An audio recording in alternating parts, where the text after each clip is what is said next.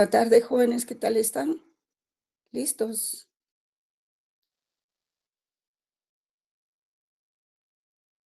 Aló. Buenas tardes, licenciada. Buenas Buenas tardes, tardes, licenciada. ¿cómo están? Pues aquí ya lista para trabajar con ustedes un poco. A ver si logramos avanzar, ¿verdad? Porque cómo quisiera yo que fueran 2 semanas de clase virtual, pero no, porque nos manejamos mejor así, ¿verdad? Ya está Así de buena, licenciada, ya está mejor de salud. también, muchísimas gracias. Sí, ya estoy mejor. Ahora sí ya estoy repuesta. Qué bueno, La medicina y todo. Dicen que en 5 años uno va a ser inmortal, porque la medicina lo va a curar todo. La medicina, ¿cómo se llama? La inteligencia artificial nos va a curar de todo eso. Esperemos que sí, solo hay que esperar 5 años. Hay que hacer un esfuercito, pero le agradezco mucho por preguntar por mi salud, ¿eh? Qué bien, licenciada, qué bueno. Gracias, muy amables. Entonces, vamos a ver hoy lo que es la validez del derecho, jóvenes. Vamos a ver lo que es la validez del derecho. Tengo una presentación por ahí y, y quería pedirles que les mandé un documento ayer. 2 documentos les envié. No sé si ya los vieron. En el tablón debe Sí, estar. licenciado. Sí, ¿Verdad? sí, licenciada. De hecho, les recomiendo mucho, miren, las fichas está bien, ¿verdad? Las filminas que yo les presento aquí, pero miren, son capsulitas cortas que no reflejan el contenido de un texto de lectura, ¿verdad? Entonces, para reforzar los conocimientos, es mejor leer el texto y no solo las fichas. El otro día me impresionó que un alumno me dijo, fíjese, licenciada, que yo en sus exámenes solo utilizo, yo para estudiar solo utilizo sus fichas. Bueno, no sé si me ganó el examen o no, porque eso me lo dijo antes de examinarse. Y pues yo dije, no es suficiente, ¿verdad? Hay que leer los documentos a la par de las presentaciones, porque yo no escribo todo lo que hay con respecto a un tema en las presentaciones, sino que son solamente rótulos para guiarme por dónde ir, ¿verdad? Así es de que les recomiendo leer los textos. Vamos a trabajar entonces el concepto de validez de la norma, pero antes vamos a ver las diferentes escuelas y los antecedentes que existieron para eso. Espero que me dé tiempo. Voy colocando la presentación, solo me indican si la ven, por favor.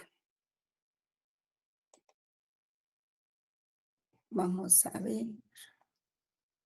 Aquí está.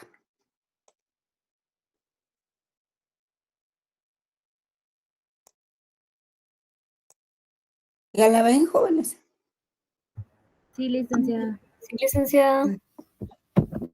Muy bien. Bueno, no se fijen solo en la presentación, miren el texto que tienen. Yo podría decirles que pueden llevar ahí el hilo, ¿verdad? De la clase. Más que todo, más que en las filminas, es en el texto, fundamentalmente. Bueno, para abordar esta es la tercera unidad del programa, tomen nota, es la teoría de la validez del derecho, ¿verdad? Vamos a citar algunas referencias que han existido como antecedentes para llegar a esa, digamos, a esa corriente de la validez del derecho, porque esto nos permite determinar en qué consiste la validez del derecho para luego abordar el tema de la obediencia al derecho y después abordar la otra unidad que consiste en las corrientes filosóficas del derecho que dieron lugar a las teorías de la justicia, ¿verdad?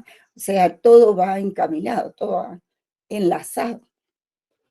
Entonces tenemos acá, ¿verdad? Que para llegar a determinar el concepto de validez de la norma, pues hay algunos antecedentes, como pueden ver ustedes, todo lo que ocurrió en la sociedad medieval, que lo vamos a ver aquí. Eh, la aparición de varios ordenamientos jurídicos según los países, según el idioma, según las migraciones, etcétera. Pues no es lo mismo el derecho de Estados Unidos que el nuestro, aunque sí hay muchas instituciones fundamentales que se parecen, ¿verdad?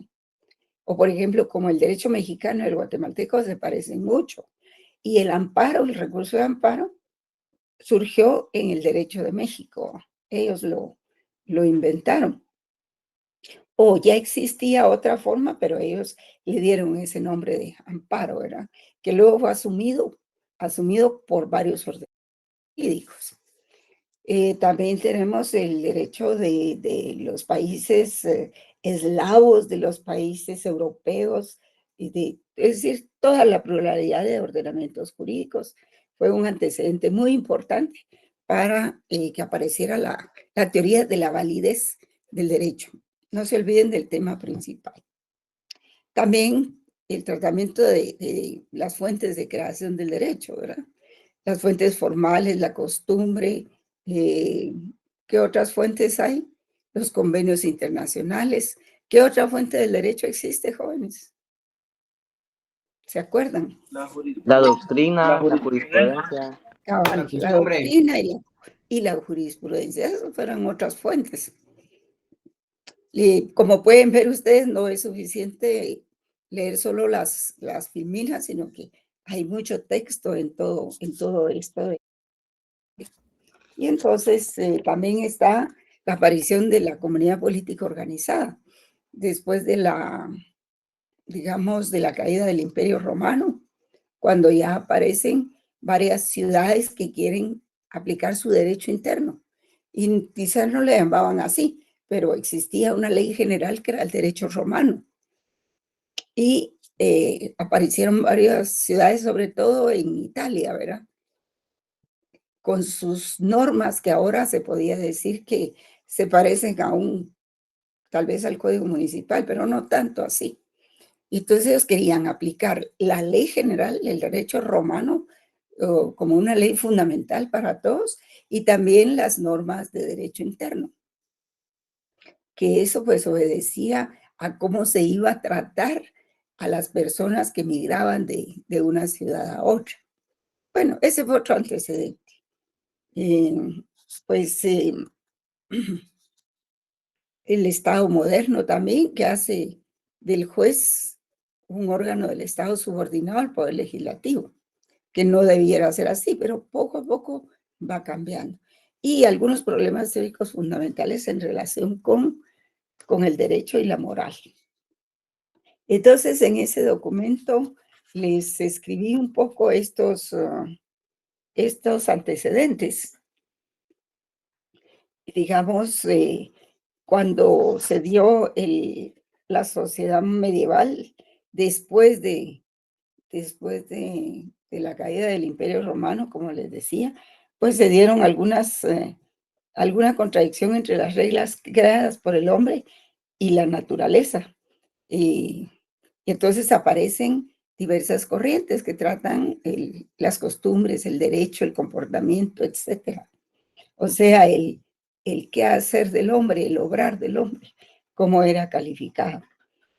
Y entonces aparece entre uno de los pensamientos más importantes el pensamiento sofístico, o sea, el de los sofistas, bajo la oposición entre la metafísica, que era aquello que es por naturaleza invariable, y aquello que surge como consecuencia de la convención o acuerdo o por la voluntad de poder de los hombres, ¿verdad? Y que se manifiesta en el hábito, en la costumbre o en la ley, el nomo, porque fundamentalmente la fuente principal del derecho fue la costumbre, cuando muchas costumbres se hicieron ley, ¿verdad? Porque por la repetición, ustedes se acuerdan de los elementos de la costumbre, ¿verdad? ¿Cuáles son? La repetición y luego la toma de conciencia de que ese acto repetitivo se convertía en un acto obligatorio, ¿verdad? Y así se convirtió en ley. Y esto siempre va a estar presente, ¿verdad? En el pensamiento griego y posteriormente al pensamiento griego, ¿verdad? Hay una tragedia que no sé si alguna vez se las hicieron conocer, se las dieron a conocer en, en alguna de las ramas del derecho, por ejemplo, en Introducción al Derecho, que es lo que se conoce como la tragedia de Antígona, de Sófocles, en donde aparecen claramente contrapuestas las leyes del Estado que se contraponen a las leyes de la naturaleza.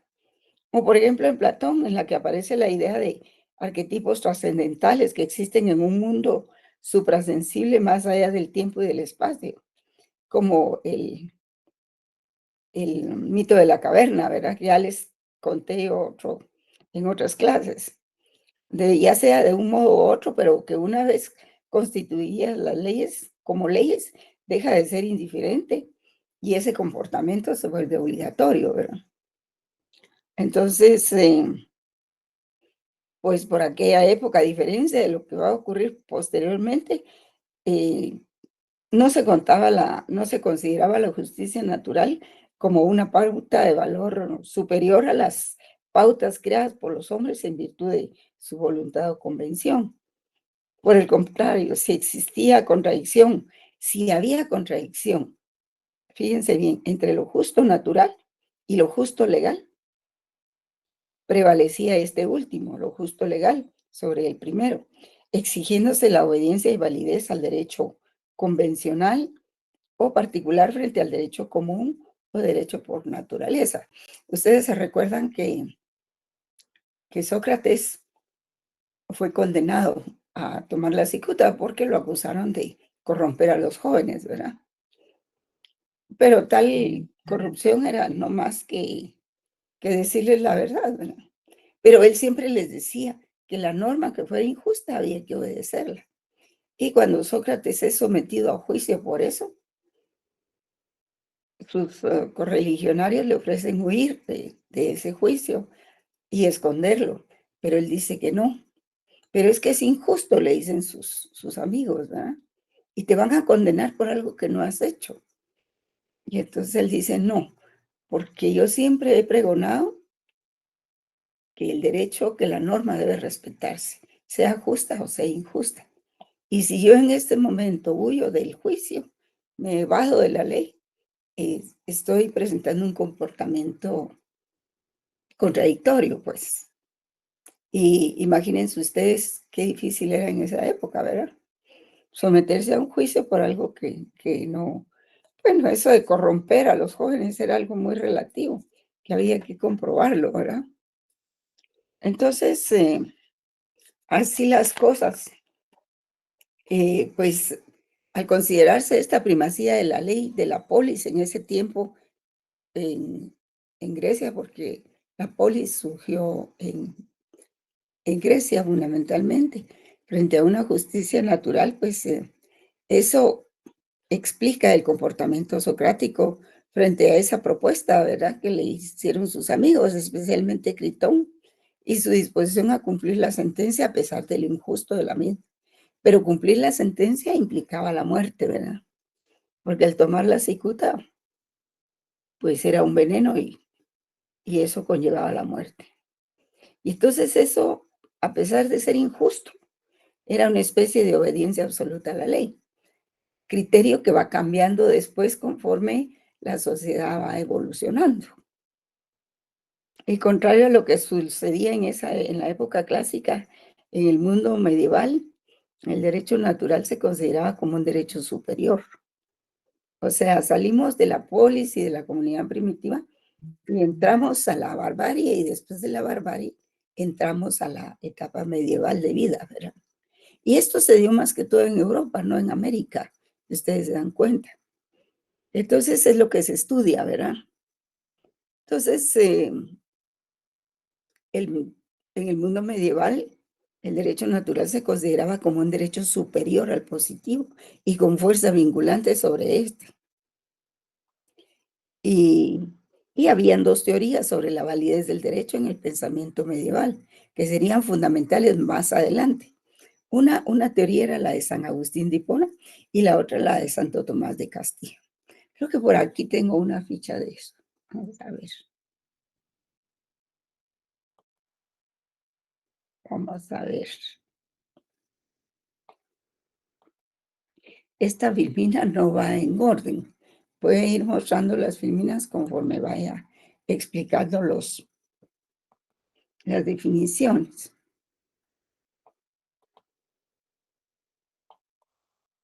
Miren todos los autores que tengo ahí citados, vayan viendo eso. Entonces aquí estaba, digamos, aquí hablo algo del naturalismo. Que el naturalismo, pues, según San Agustín de Hipona, se trata de tres leyes. No se trata de tres leyes, como se decía en San Agustín de Hipona, que se decía la ley eterna, que era la ley ordenadora del cosmos en el mundo humano, la ley positiva, producto de la razón humana. Y de acuerdo con esta ley eterna, no es ley la que no es justa. Y la ley natural. Esta misma ley eterna, en tanto que se aplica al ser humano. No es que hubieran tres leyes, era una misma, que interactuaban. Aquí lo pueden ver ustedes. Entonces, no se trataba de tres leyes, sino de una sola que se despliega en tres momentos y objetos diferentes. La ley eterna es la razón ordenadora del cosmos, al cual pertenece el mundo humano. Vamos a colocarla aquí de nuevo. Por tanto, la ley natural es la misma ley eterna en cuanto participa de ella. Y la ley positiva es producto de la razón humana. Y esas leyes deben coincidir, concordar. Esta última, la ley positiva, producto de la razón humana, debe ser congruente o consistente con las dos anteriores para encontrar la solución más concreta a los problemas de cada sociedad, atendiendo a sus particularidades. Sé que esto es muy abstracto, jóvenes, pero tenemos que pasar por esto. Y esta última, para ser justa y legítima, debía estar de acuerdo con la ley eterna, y de ahí su lapidaria frase, de que no es ley la que no es justa, ¿verdad? Pero tiene mucho sentido. Y bueno, en estos conceptos podemos hallar la justicia y el mundo sensible de los hombres también, regido por las leyes humanas imperfectas que constituyen, pues, meros ensayos o simulacros de aquellas. Cuando llegamos a Aristóteles, aparece con total nitidez la distinción entre justicia convencional, creada por los hombres, y la justicia natural. Mientras esta última, la justicia natural, es lo que en todas partes tiene la misma fuerza y no depende de la aprobación o desaprobación del ser humano. ¿Cuál es el valor que aparece en la ley natural, jóvenes? Yo les pregunté en el examen, cuando pienso en la justicia, les dije, estoy pensando en la corriente. Y la respuesta era el naturalismo, ¿verdad?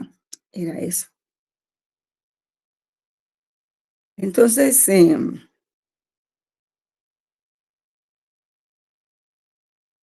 luego, pues, ya va evolucionando los autores, los pensadores, los filósofos, y empezaron a encontrar contradicción entre lo justo natural y lo justo legal. O sea, que admitían que existía justicia en ambas corrientes. Pero al final, por lo menos de la etapa medieval, se consideraba que prevalecía lo justo legal sobre lo justo natural, ¿verdad? Y entonces, aquí tienen ustedes no, esto era solo para explicar esta parte. Bueno, entonces vamos a seguir con las definiciones que traí. Hay algunos problemas teóricos también que hay que que hay que exponer algunos problemas teóricos fundamentales, la conexidad o la conexión entre los problemas más antiguos y recurrentes de la filosofía del derecho. Esta tesis conceptual entre el derecho y la moral. Muchos decían es que la moral no tiene nada que ver con el derecho. Mentira, tiene que ver con el derecho, porque el derecho tiene que satisfacer digamos, los deseos de armonía, de vivir en paz del ser humano, pues. Entonces sí existe la moral dentro del derecho. Hay otros que dicen que solo lo que dice la ley, ¿verdad? Que son los de pensamiento eminentemente legalista. Entonces veamos un poquito la moral, aunque vamos a tener después en clase presencial una exposición ahí entre el derecho y la moral. Pero por ahora veamos esto. La moral tiene 3 usos diferentes. El primero es la moral subjetiva, particular de un individuo. Principios en los cuales fue educado, sus creencias e ideas de una vida virtuosa, ¿verdad? Buenas costumbres, de transparencia. Y eso determina la forma de comportarse socialmente. Cada uno de ustedes en su casa fue educado, pues me imagino en su mayor parte, con principios morales, ¿verdad? Que adquirieron de sus padres. Digamos, los convencionalismos sociales, por ejemplo, los buenos días, las buenas tardes, buenas noches, las gracias, por favor, cosas como esas frases que reflejan ese tipo de enseñanza. La honradez también, la honestidad y tantas cosas, ¿verdad? En segundo lugar, cuando hace alusión a la moral positiva y a la moral social, porque alude a la existencia de un conjunto de valores y principios morales compartidos por un grupo social. ¿Y cuál es el grupo social? ¿Es ese grupo social? Pues la sociedad. En nuestro caso, ustedes como estudiantes provienen de una familia, pues familia guatemalteca, la mayor parte. Algunos provienen de familias extranjeras que están insertadas en la sociedad guatemalteca, que viven pues como guatemaltecos. Y entonces esta sociedad, por medio de la familia, de la escuela, de los profesores y ustedes mismos, pues les va impregnando ciertos valores que se van compartiendo en el grupo social, ¿verdad? Y que eventualmente llegamos a coincidir en general. Aunque hay algunos que disienten de esos valores, eso no quiere decir que el grupo completo no tenga sus valores generales, ¿verdad? Y entonces, pues una sociedad determinada o comunidad tiene una moral más liberal o tradicional que otro, es más homogénea y estable que otra. Si nosotros analizamos la sociedad guatemalteca, la analizamos con México, por ejemplo, vemos que México tiene muchos valores patrióticos, se identifica mucho con su país, a contrario de muchos guatemaltecos, ¿verdad?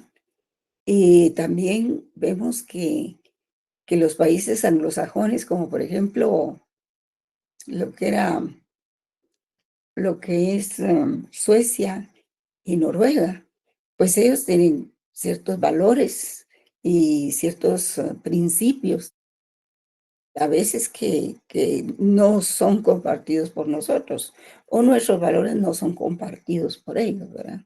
Entonces, cada sociedad tiene un determinado sistema de valores, algunos más liberales, otros más tradicionales. Guatemala es un país muy tradicional, ¿verdad? Y tercero, pues tenemos la moral como crítica, la moral crítica, que es el conjunto de valores y principios de sistemas conceptuales también, sistemáticas y argumentos críticos que permiten justificar racionalmente ese conjunto de principios y a su vez evaluar criticar o justificar la moral positiva, la moral personal. Y siendo independiente de las anteriores, y es a ella a la que se refiere la discusión actual, precisamente entre positivistas y antipositivistas, porque a eso vamos a llegar. Entonces, la conexidad se refiere más que todo a esta última, ¿verdad? A los antipositivistas y los positivistas. Vamos a ver, en la antigüedad, pues ya les conté esto de Aristóteles, ¿verdad? Que aparece la justicia natural y la convencional creada por los hombres. Sí se entiende esto, ¿verdad? Porque la justicia natural es uno de los valores que nos lleva el derecho natural o el naturalismo, ¿verdad? Que en un principio se creía que provenía de un ser supremo, Dios en este caso, pero que después la sociedad y los pensadores se dieron cuenta que la justicia no es solo proveniente de un ser supremo, sino que es proveniente de la evolución de la razón de los hombres y que los mismos hombres en su pensamiento racional entienden lo que es la justicia. Entonces ya no provenía de un ser superior, ¿verdad? Digamos, abstracto, invisible, sino que estaba dentro de la conciencia de los hombres, dentro del pensamiento de los seres humanos, como producto del raciocinio. Entonces, tenemos aquí este concepto del autor Yesir Carrillo. Pareciera que fuera mujer, pero es hombre, ¿verdad? La justicia, decía él, según la igualdad, hay que definirla de esta manera. Él plantea algunas definiciones de lo que es la justicia. Fíjense bien, la justicia según la igualdad significa lo igual para iguales. Tal vez esto lo debí separar un poco más, ¿verdad? Pero mucho ojo con estos temas. Y lo desigual para desiguales o justicia correctiva. La justicia correctiva es lo desigual para desiguales, aplicable entre iguales. Y tenemos también la justicia distributiva, que es aplicable entre desiguales. Y la justicia según la ley. O sea, estas pretenden ser algunas categorías que se definen así brevemente, ¿verdad?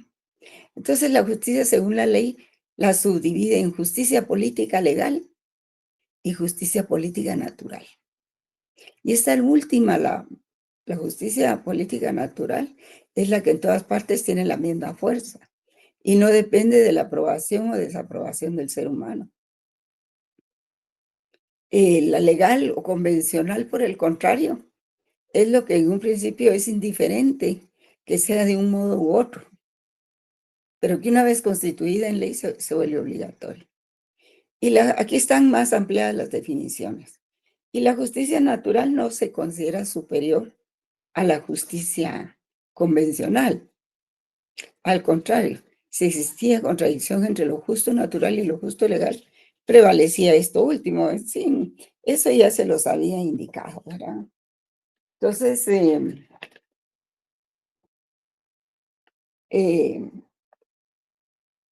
pues estos conceptos entre los cuales podemos hallar la justicia y el mundo sensible de los hombres, donde se crean las leyes humanas imperfectas, constituyen meros simulacros, ¿verdad? Y con Aristóteles, pues ya aparece con total nitidez la distinción entre justicia convencional dada por los hombres y la justicia natural. Mientras esta última es lo que en todas partes tiene la misma fuerza y no depende de la aprobación o desaprobación del ser humano, la justicia legal o convencional es la que en un principio es indiferente, no se le daba importancia, que fuera de un modo u otro, pero una vez constituidas en leyes deja de ser indiferente y la justicia legal se vuelve obligatoria.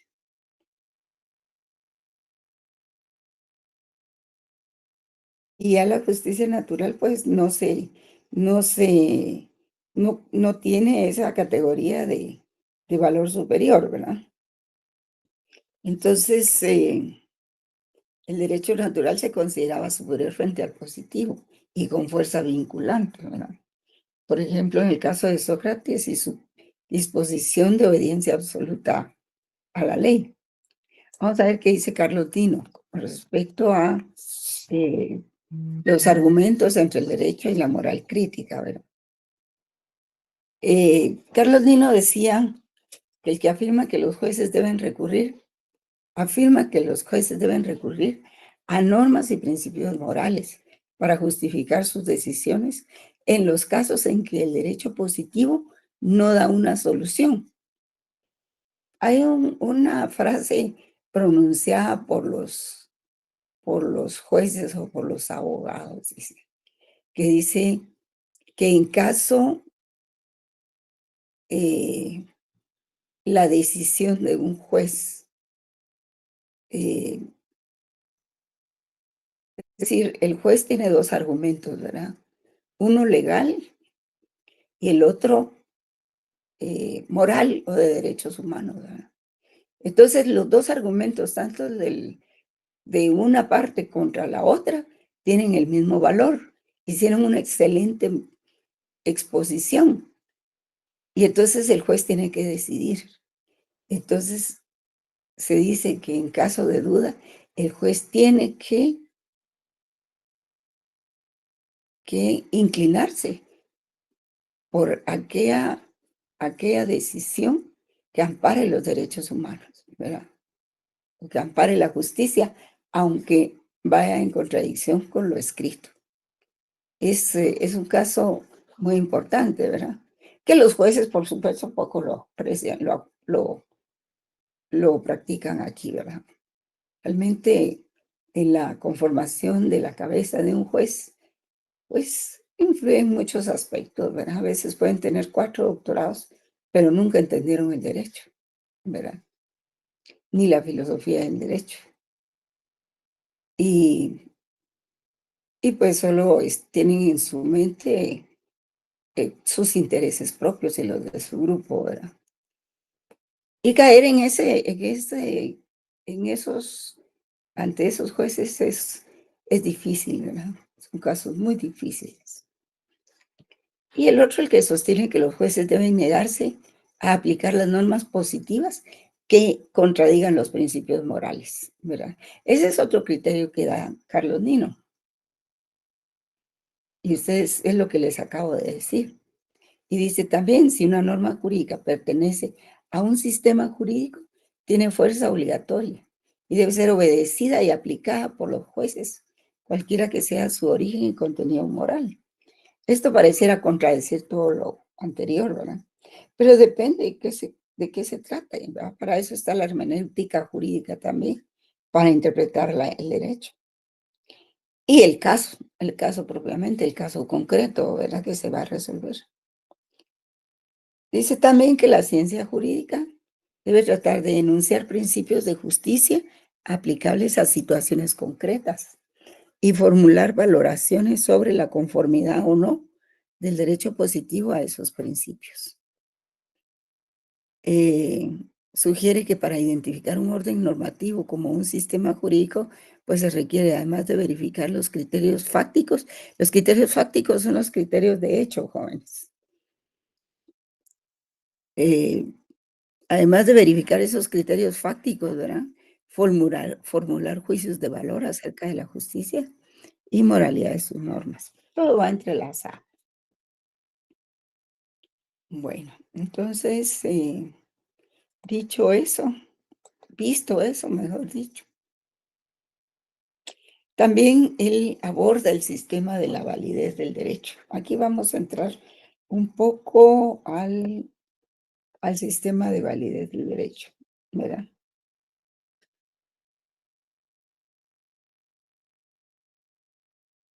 Y pues él dice que la validez como existencia de la norma jurídica está en primer lugar.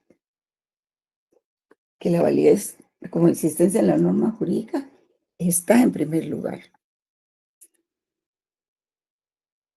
También está la validez como fuerza vinculante con una obligación moral de obediencia porque lo declarado por la norma como prohibido, permitido u obligatoria, así lo es.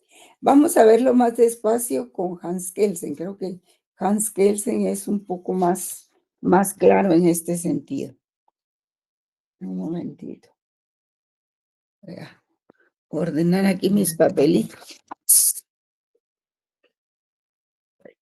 También dice que una norma es válida porque ha sido sancionada por la autoridad competente, y eso es verdad. También es cierto que la validez de pertenencia significa que la norma pertenece a un cierto sistema jurídico. Por ejemplo, en Guatemala, las se emiten por medio de los órganos competentes. ¿Cuáles serían los órganos competentes, jóvenes? En primer lugar está el Congreso, ¿verdad? Pero también está el organismo ejecutivo que emite normas. No son normas, digamos, sí son normas, más que todo son normas de funcionamiento las que emite el Ejecutivo. En cambio, las que emite el organismo judicial, pues son de todo tipo de normas, ¿verdad? Y que integran nuestro ordenamiento ordinario. E incluso para aprobar un tratado internacional de cualquier cosa o materia que se trate, ya sea de derechos humanos, o sea de integración, o de límites, o de ayuda, en fin, todo eso, el Congreso lo vuelve norma ordinaria cuando lo ratifica. Entonces lo ratifica por medio de un decreto del Congreso. Y eso ya pasa a ser parte de nuestro ordenamiento legal, ¿verdad? Y luego, pues habla Nino también de que en el concepto de validez hay que tener presente que que el concepto de validez significa que una norma o un sistema jurídico tiene vigencia o eficacia. Pero esto se desarrolla más adelante, aquí vamos a ver. Digamos que Norberto Bobbio también se pronuncia acerca de la validez del derecho o validez de la norma. ¿Por qué tenemos que ver la definición de validez de la norma? Pues porque somos abogados y tenemos que saber de dónde viene la validez de la norma. Y esto lo tratan varios filósofos, varios juristas, mejor dicho.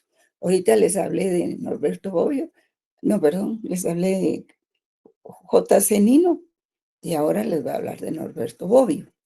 Y Norberto Bobbio, que es otro jurista y filósofo, dice que el problema de la validez de la norma se ubica en 3 áreas, ¿verdad? O señala 3 problemas en el concepto de validez de la norma. El de su justicia, que es un problema deontológico. ¿Por qué? Deontológico porque, jóvenes, ¿qué es lo que trata la deontología? A ver, ¿quién me puede contestar?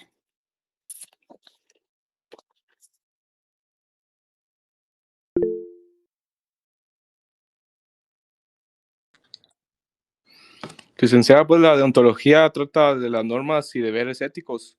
Define lo que es correcto según los principios morales y profesionales. Sí, muchas gracias. El mundo del deber ser, ¿verdad? El mundo del hacer, el mundo del obrar. También, sí. La deontología estudia el mundo de los deberes. No como es el derecho, sino como debiera ser, ¿verdad? Muy bien, muchas gracias. El de su eficacia, este es otro problema. El primer problema es el que es el de su justicia. El segundo es el de su eficacia, que es un problema fenomenológico. Fenomenológico porque el derecho, cuando se aplica dentro de una sociedad, se vuelve un fenómeno. Y este fenómeno se repite en todas las sociedades. Es universal. Cada sociedad tiene sus normas, su derecho, su sistema normativo, ¿verdad? Entonces es un problema fenomenológico. Y el de su validez, el problema de validez de la norma, propiamente, que es un problema ontológico, ¿verdad? O sea, cuando estudiamos el ser de la norma, el ser del derecho. Pero para Bobbio dice lo más importante es la validez jurídica o formal. Su justicia o eficacia no se relacionan mucho a la validez. Más que todo es el aspecto formal. ¿Qué quiere decir esto? El aspecto de la forma. ¿Cómo surge la norma? Si surge de un órgano competente que está dentro del ordenamiento jurídico, en nuestro caso, tenemos el organismo legislativo, el organismo ejecutivo, que ambos están dentro de la Constitución y que son los órganos constituidos para eso, ¿verdad? Más el organismo legislativo, que siendo así, pues es un órgano competente, es el órgano más competente. Al Frost es otro jurista, porque para ver este tema hay que consultar varios juristas jóvenes. Él dice, como sinónimo de eficacia jurídica, que puede o no producir los efectos jurídicos deseados según un sistema de normas dado. Así define la validez, como sinónimo de eficacia jurídica que puede o no producir los efectos jurídicos deseados según un sistema de... En este caso, el enunciado tiene un sentido interno y normativo, como en la dogmática jurídica, ¿verdad? También dice que la validez puede definirse como sinónimo de fuerza obligatoria moral, tal como se entiende por la teoría del derecho natural. Y dice que, Ross dice que este es el verdadero sentido de validez. Ustedes pueden ver cómo hay diferentes criterios entre juristas, ¿verdad? Y esa es la riqueza de este tipo de clases, porque se ven muchos autores y el alumno está en posibilidades de conocer todas esas definiciones para elaborar su propia definición, ¿verdad? Y como sinónimo de eficacia sociológica, la validez como sinónimo de eficacia sociológica. En este caso, la afirmación tiene un sentido externo y fáctico y muestra la existencia efectiva real de una norma o de un sistema jurídico para distinguir de los meros proyectos de normas, ¿verdad? La eficacia sociológica, o sea, que se da en la sociedad. Los problemas de aplicación de la norma dentro de las sociedades.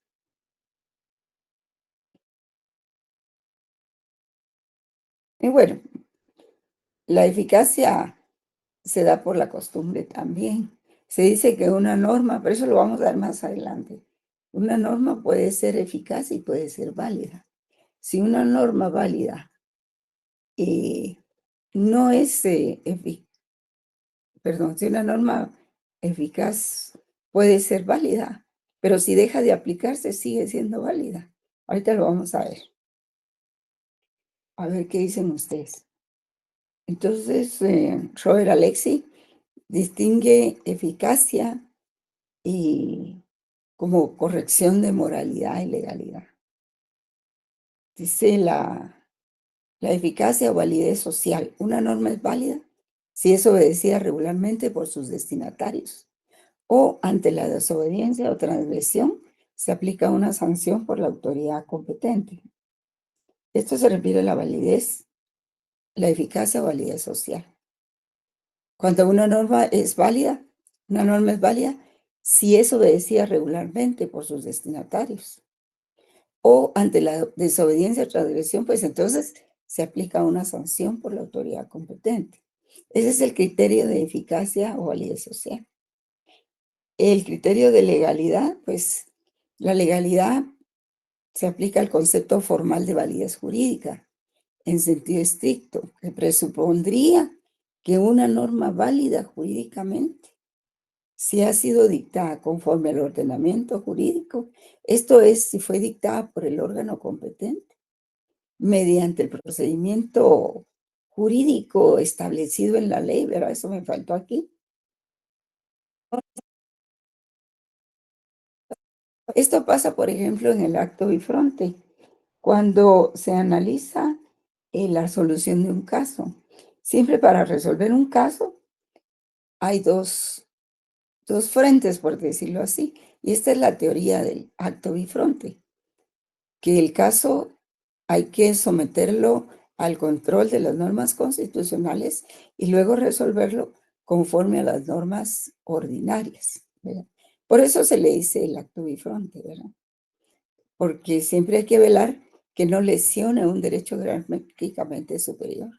Por ejemplo, los derechos y garantías,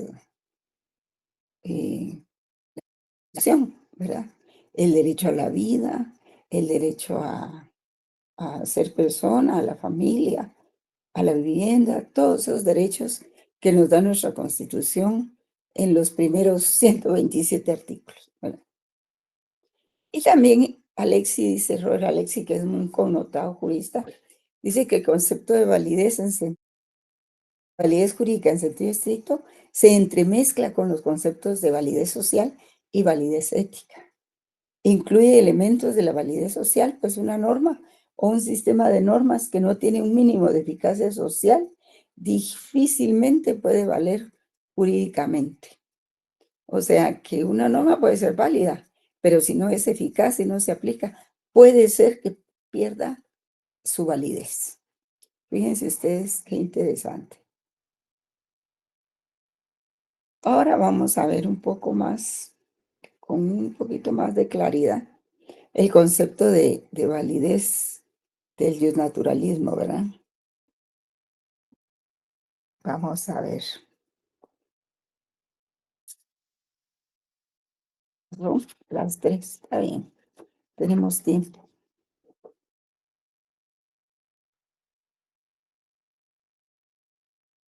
Sí, según Kelsen, por ejemplo, solo se puede concebir una norma jurídica válida dentro de un sistema de normas válido. El jurista se refiere a distintos conceptos de validez de las normas y de los sistemas jurídicos. Y que una norma sea válida significa que existe y que pertenece a un sistema jurídico particular. Por ejemplo, nuestro sistema jurídico guatemalteco, nuestro ordenamiento jurídico, ¿verdad? Además, la validez de las normas depende de un criterio formal, no material, de tipo procedimental. Fíjense bien en esto. Es decir, la norma B es válida, sí, y solo si el órgano gubernamental competente y autorizado por la norma A, que en este caso sería la Constitución, que tiene una jerarquía superior a la norma B, siguió el procedimiento adecuado y estipulado en la norma A. Digamos que la norma B es nuestra norma ordinaria.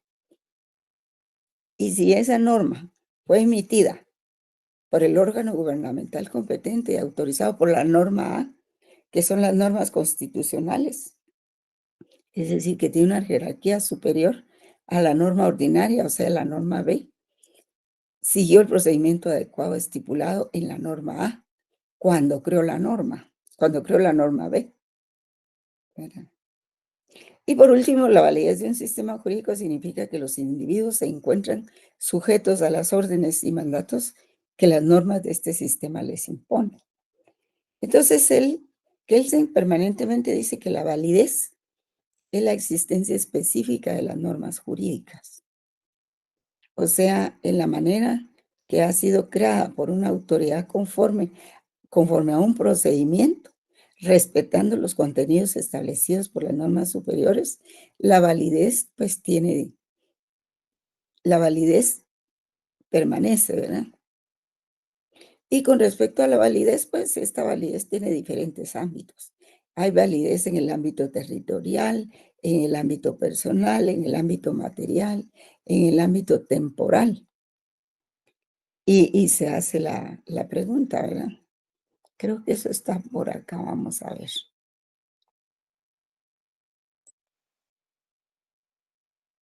Sí,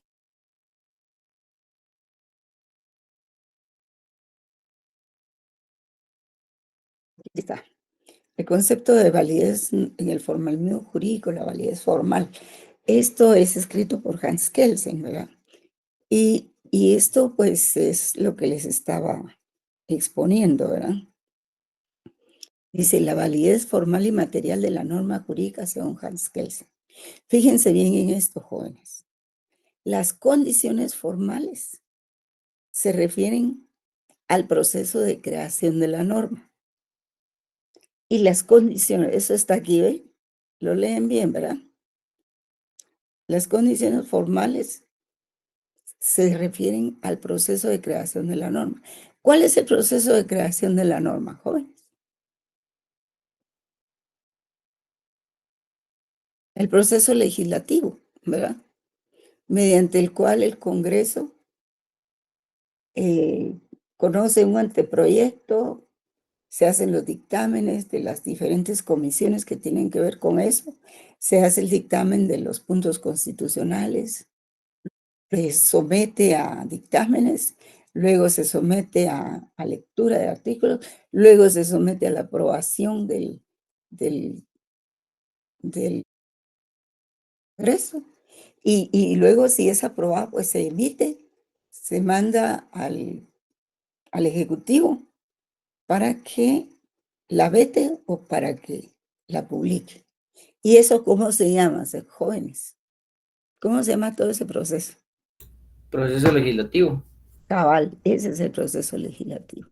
Entonces, las condiciones formales de la norma se refieren al proceso legislativo, que Hans Kelsen dice que es el proceso de creación de la norma. Fíjense bien. Y las condiciones materiales se refieren ¿a qué? A lo que prohíbe, manda o permite, que es el contenido de la norma, o a la interpretación de la misma. Las condiciones materiales se refieren a lo que prohíbe, es decir, al contenido de la norma, lo que prohíbe, manda o permite. Ese es el contenido de la norma. Y esas son las condiciones materiales de la norma. Si la norma ordinaria contradice la norma superior, pues no es válida, es inválida. Es que no quería utilizar el nombre, este nombre de inválida, ¿verdad? Pero Hans Kelsen así lo plantea. Y no es válida por vicio sustantivo de contenido. Entonces hay que diferenciar. Las condiciones formales dependen de qué. De que el proceso legislativo se lleve a cabo por medio de un órgano facultado dentro del ordenamiento jurídico para eso. ¿Y cuál es en este caso? Pues es el organismo legislativo, ¿verdad? Eso llena las condiciones formales, proceso legislativo. Y las condiciones materiales, pues es lo que se llama también dogmática jurídica, que es lo que prohíbe, manda o permite la norma. Esto se refiere al contenido de la norma y a su interpretación, ¿verdad? Entonces aquí están también, ¿verdad? La validez se refiere a la existencia específica de las normas jurídicas, la manera en que han sido creadas por una autoridad conforme al procedimiento, respetando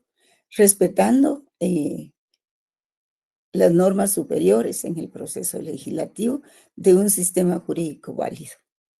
La validez tiene ámbitos diferentes. Hay ámbito territorial, por el territorio donde se emiten, el ámbito personal, por las personas a quien va dirigido, el ámbito material, propiamente el contenido, el ámbito temporal. Aquí faltó el ámbito espacial también, que es lo que tiene que ver con el derecho público, con el derecho internacional público y privado. Dice, si una norma deja de ser aplicada, ¿qué ocurre con ella? Deja de ser válida, porque pierde eficacia, que es una condición de la validez.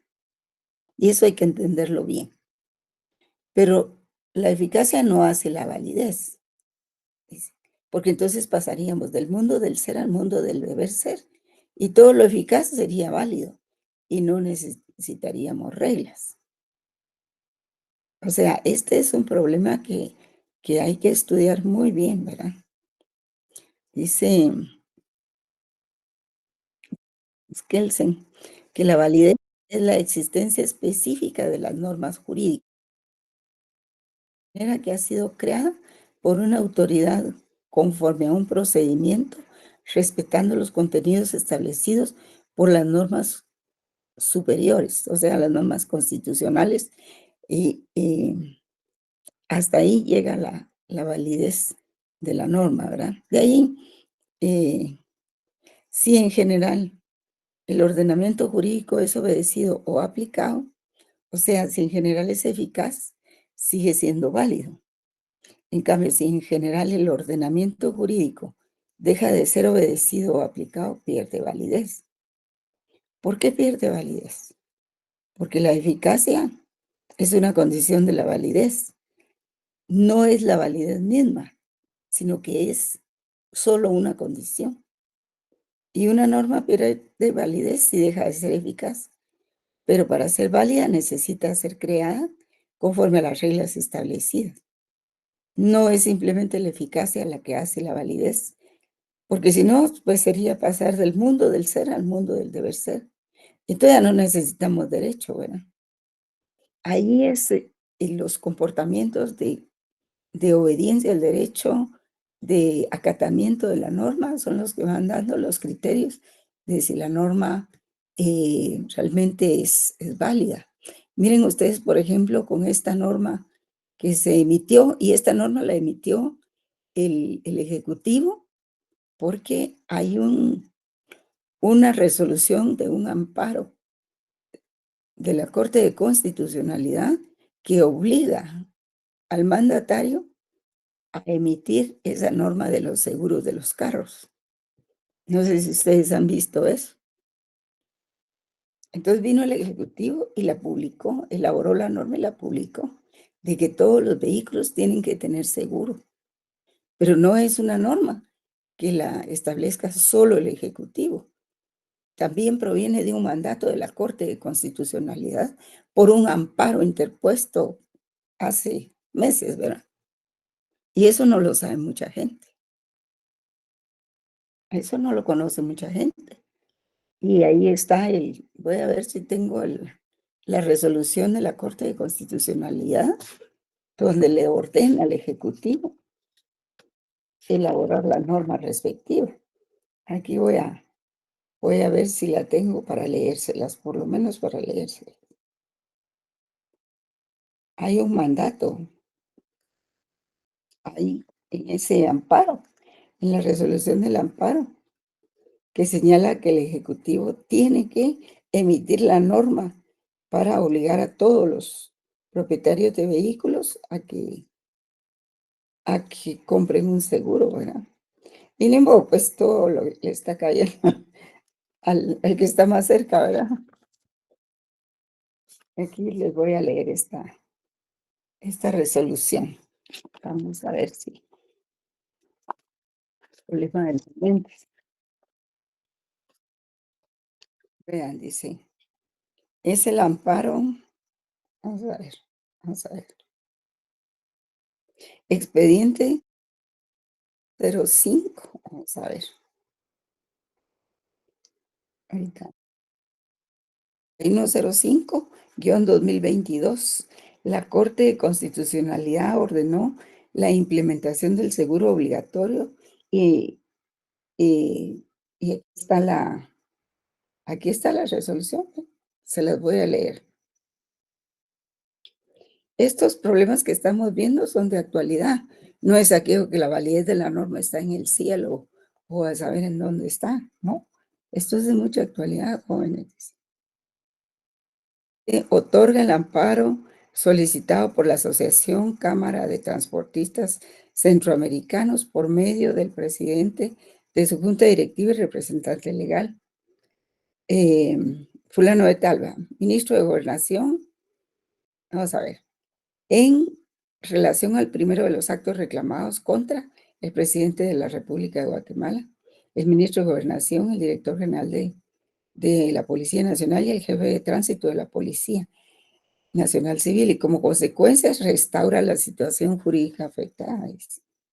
Se exhorta al presidente de la República que emite el reglamento que desarrolla el contenido del artículo 29 de la Ley de Tránsito, decreto número 132-96 del Congreso de la República de Guatemala, en el que se exija a todo propietario de vehículo autorizado para circular por la vía pública, deberá contratar como mínimo un seguro de responsabilidad civil contra terceros y ocupantes, y que las demás autoridades denunciadas ejecuten las instrucciones que confiere el presidente de la República para hacer cumplir con la referida ley.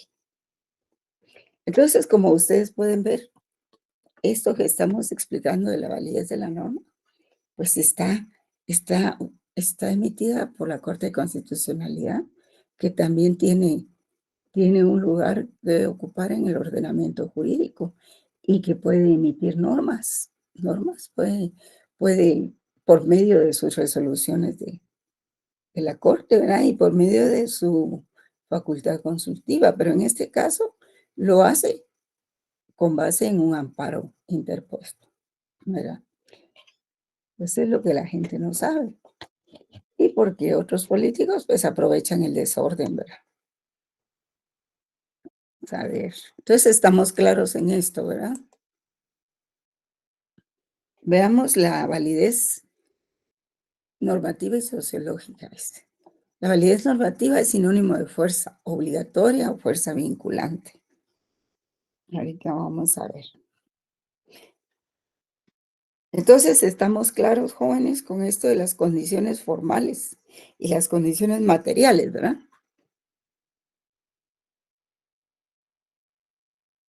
Si quieren que lo repita, díganme. Sí, licenciada, todo bien. Va, todo bien. Gracias por responderme, compañero. Sí, licenciada. Porque los demás sí que como que están dormidos o no están en la clase. Entonces, la validez normativa, dice, es sinónimo de fuerza obligatoria o fuerza vinculante y se concibe como fundamento de un deber jurídico de actuar conforme al dictado por el derecho y presupone la vigencia o validez formal de la norma. Eso es validez normativa.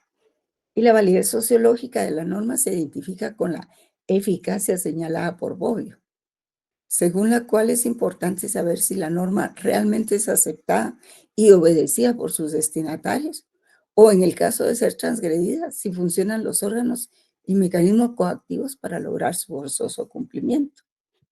Y también Norberto Bobbio nos dice, la validez axiológica del derecho remite al problema de los valores en el derecho, y especialmente al problema de la justicia. Esta forma de entender la validez jurídica considera que una norma o un sistema jurídico, para ser considerado válido y obedecido, debe cumplir con ciertos requisitos de contenido adecuado a un determinado sistema de valores. ¿Y los valores en el derecho a qué se refieren, jóvenes? ¿A qué se refieren? Se refieren a la justicia, al bien social, al bienestar social y a la seguridad jurídica. Y eso que les acabo de leer es seguridad jurídica, ¿verdad? Esa sentencia, que la gente no lo conoce, tampoco lo van a conocer así tan fácilmente, no todo el mundo tiene internet para poderlo leer, ¿verdad? Desde que, vamos a ver.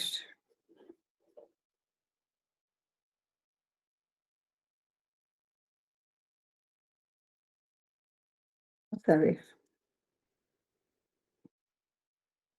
El positivismo jurídico, tenemos otro tema, ¿verdad? Que hay que verlo. Es el positivismo jurídico, el positivismo ideológico y bueno, ahí nos quedaríamos hoy.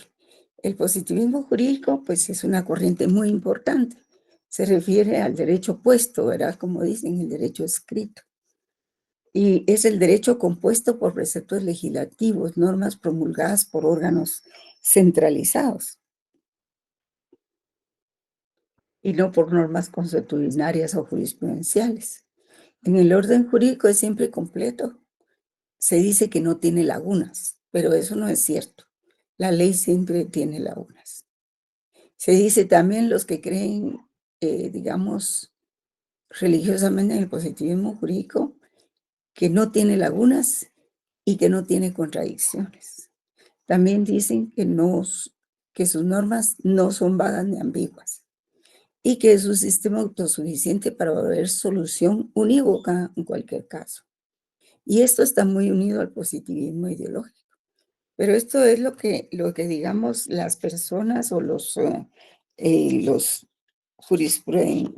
juristas lo que los juristas señalan con respecto al positivismo jurídico, legalista y formalista, ¿verdad? Digamos que vamos a explicarlo más adelante. Aquí tenemos el positivismo jurídico, fíjense bien. En el documento también está. Y este es el positivismo ideológico. Positivismo ideológico como una corriente también defiende la absoluta sumisión de los jueces a los mandatos legislativos compuestos por leyes. Dice que los jueces deben decidir según la ley y no según principios u otro tipo de normas, ¿verdad? Acuérdense que estamos hablando del positivismo. Si resuelven o aplican otro tipo de criterios no jurídicos, deberán justificar su decisión. No obstante, aunque el poder político, que es el Estado, nos puede exigir incluso por la fuerza la obediencia al derecho desde el punto de vista moral, político y jurídico, no es lo mismo un poder político aceptado que un poder político impuesto. No tienen la misma legitimidad. Aquí vamos a hacer una correccióncita de la filmina.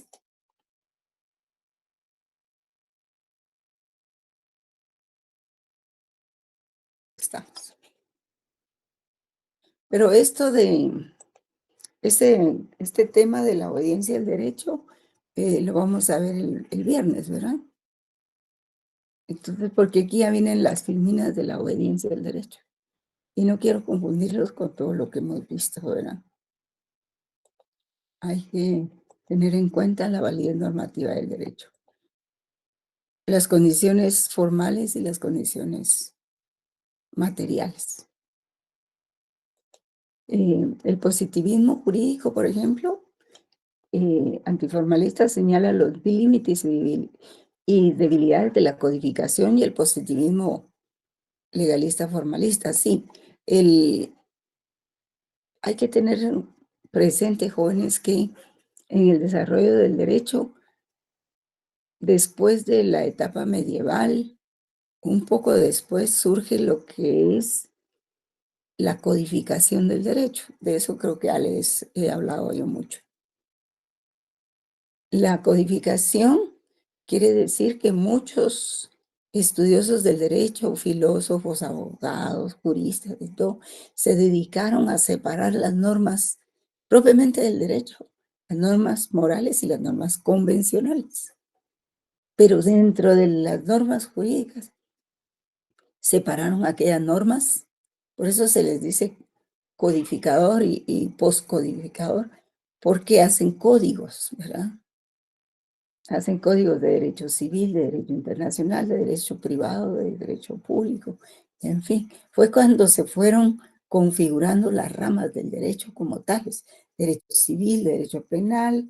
La rama del derecho laboral es muy, muy reciente, tal vez es del siglo XX más o menos, ¿verdad? Principios del siglo XX. Pero las tradicionales pues eran, el derecho penal pues es muy antiguo también. El derecho civil creo que es posterior.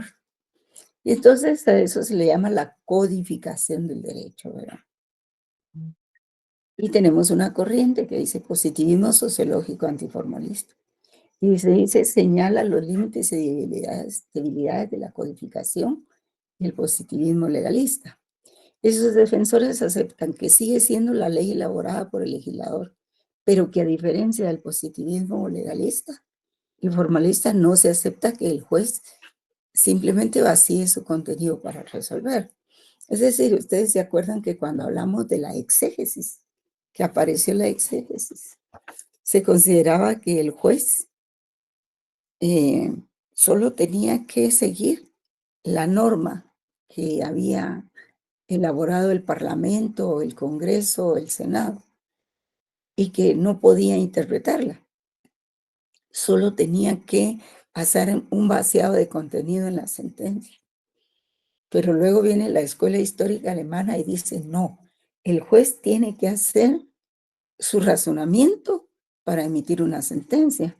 No puede ser que solo vacíe el contenido de la norma, aunque no se aplique totalmente al caso.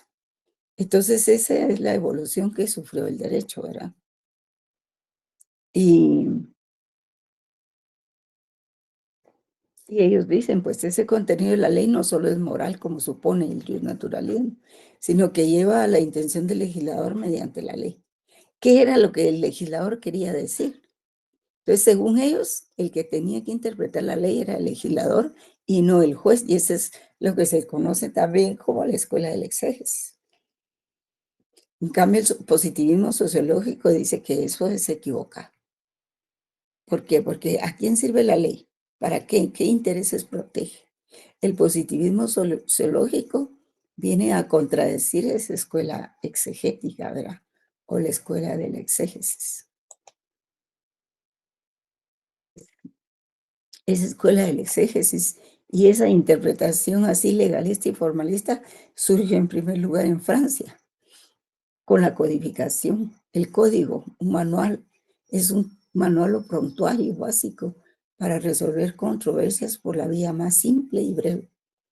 Y por supuesto resta protagonismo a las fuentes del derecho. En segundo lugar, se dice que la primacía del argumento del legislador racional o de su autoridad como legislador es considerado infalible. Esto era lo que la escuela del exégesis consideraba, que el legislador debía de entender que lo que decía la norma era lo que había que tomar en cuenta literalmente para resolver. Pero luego viene la separación de poderes de Montesquieu, que tiene un fundamento ideológico del Estado moderno y del ejercicio y del poder del Estado. Y entonces este movimiento codificador y las grandes codificaciones producidas a finales del siglo XVIII y principios del siglo XIX se propusieron ordenar el conjunto de pautas heterogéneas, anacrónicas y contradictorias que venían desde tiempo atrás y que regulaban las relaciones sociales y políticas en el momento. La codificación permitió, por una parte, la ordenación y racionalización de los materiales normativos a partir de un nuevo orden jerárquico de fuente, y por otra parte, la creación de reglas de derecho que cimentaran el naciente Estado liberal de derecho en oposición a una visión jurídica conservadora y monárquica, ¿verdad? Acuérdense que para crear una república hubo que luchar mucho con el derecho establecido por la monarquía. Había que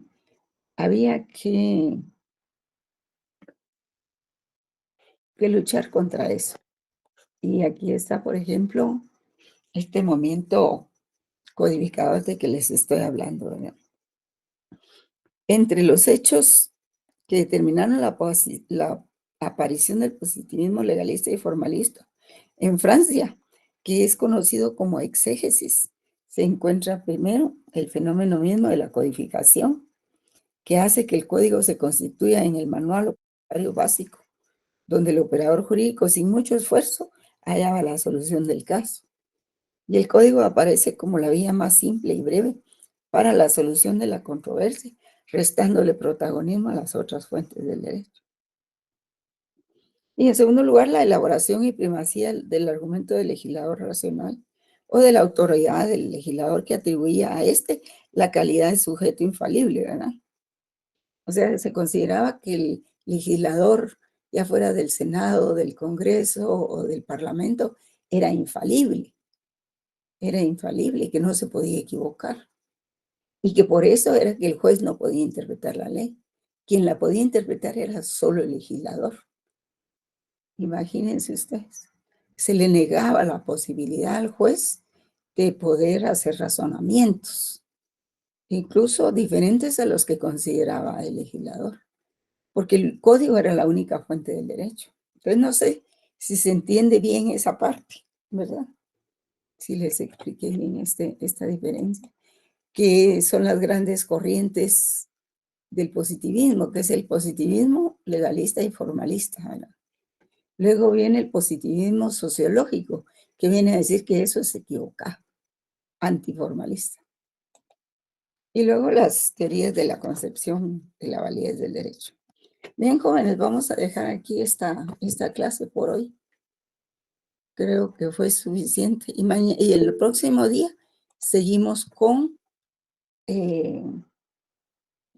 con la obediencia al derecho y todo eso. ¿Verdad? Hay mucho que trabajar. No sé si Rodolfo Flores ya lo atendí o no. Licenciada, disculpe una duda sobre lo del trabajo y las exposiciones. Con mi grupo teníamos la duda si todos los integrantes tenían que pasar a exponer. Ustedes están exponiendo o analizando una sentencia, ¿verdad? Sí, eso, licenciado. Entonces, su duda es si todos los coordinadores tienen que pasar a exponer o Todos todos los los integrantes del grupo. del grupo. No, solo uno, porque si no, no nos alcanza el tiempo, Ok, muchas ¿verdad? gracias. Para servirles. Bueno, jóvenes, ya les dejé una inquietud que la van a resolver si leen su material, por favor. Y nos vemos el viernes, ¿verdad? Que pasen buena tarde.